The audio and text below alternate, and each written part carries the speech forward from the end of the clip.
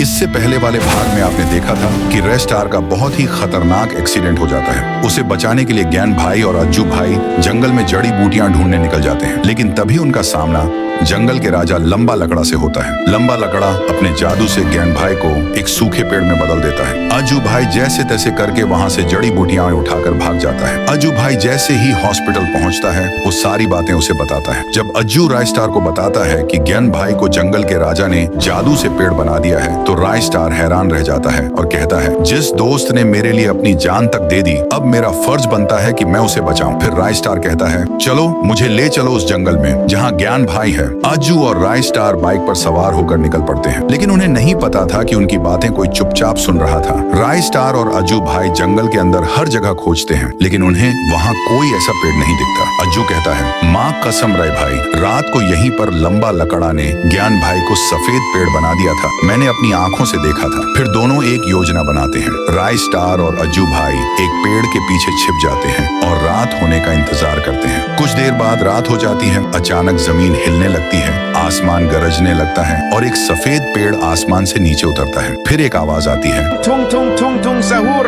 और वह पेड़ लंबा लकड़ा में बदल जाता है। आजू बोलता है, यही है वो अजीब सा आदमी जिसने ज्ञान भाई को पेड़ बना दिया था। राय स्टार गुस्से में कुल्हाड़ी निकालता है और कहता है, आज तो मैं इस लकड़े के बच्चे को काट कर रख दूंगा। फिर राय स्टार उसके सामने जाकर बोलता है, कहाँ है मेरा दोस्त, मुझे उसे वापस दो।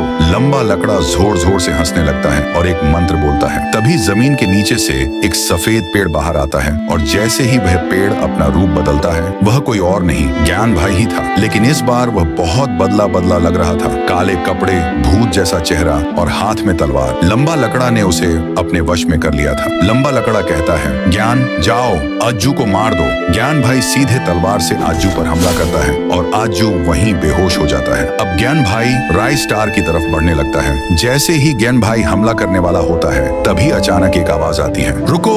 वो आवाज थी उसी डॉक्टर की जिसने राय स्टार की जान बचाई थी। डॉक्टर कहता है, रुको टंग टंग, मेरे बच्चे। राय स्टार पूछता है, डॉक्टर क्या आप इसे जानते हो? डॉक्टर कहता है, हाँ, इसे मैंने ही बनाया है। एक दिन जब मैं अपनी लैब में पेड़ों पर एक्सपेरिमेंट कर रहा था, तभी जोरदार धमाका हुआ और पूरी लैब में धुआं ही धुआं फैल गया। फिर जैसे ही धुआं हटा, मैंने देखा कि वो सूखा पेड़ जिंदा हो गया। इससे पहले मैं कुछ समझ पाता, वो एक सफेद पेड़ में बदलकर वहाँ से भाग गया। तभी से मैं इसे ढूंढ रहा था। टुंग टुंग सहूर डॉक्टर को देखकर बहुत खुश हो गया और बोला, पापा। फिर डॉक्टर ने कहा, बेटा टंग टंग, इन सबको ठीक कर दो। टुंग टुंग सहूर एक मंत्र बोलता है और ज्ञान भाई फिर से सामान्य हो जाता है। सब कुछ पहले जैसा हो जाता है। पूरा ढोलकपुर और वहाँ के लोग फिर से खुशी खुशी अपनी जिंदगी जीने लगते हैं।